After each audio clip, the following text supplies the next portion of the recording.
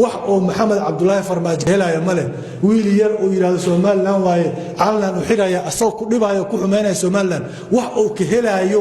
ama wax midnimada Soomaaliya iyo Soomaaliland ay ku karaysana malaha waa ku xumeyn asagoo hal maalin hada la furin Soomaaliland fiir madaxweynaha ka horeeyay labadaba Soomaaliland wadalkooda wadeen asagoo one day Soomaaliland hada la furin oo leeyahay la soo raadiyo qof aan ku dhibo Soomaaliland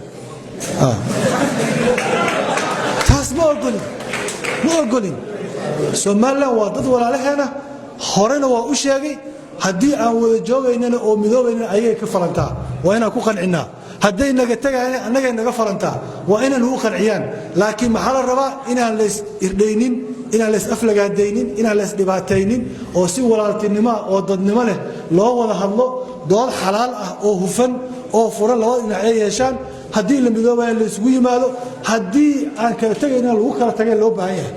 taas waa mid loo baahan yahay in la isdaameej garay la isdhaawac looma baahna war ninka nin muwaadin Soomaaliyeed ah oo qalbi dhagax u dhiibay Itoobiya wuxuu rabaa inuu nagu dhisar caadiyo wiil yar oo Hargeysa laga keeno leeyahay calana loo xirayaa waa wadani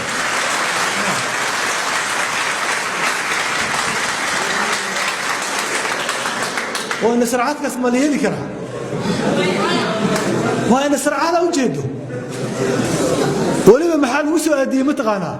maalintii oo labada madaxweyne la kulmay asaga xukunka ugu horeeyay si oo warka madaxweynayaasha isaga dhagooliyo yaa wiil yar inta calan loo soo xilaalaya ninkan weyn oo muwaadin ya hadalka ugu weynaa ee maalintaas yaalo wuxuu ahaa inay waxa dadka u sheego waxay asaga iyo labada madaxweyne ka hadleen war kibirka intaas leeg lama aqbali karo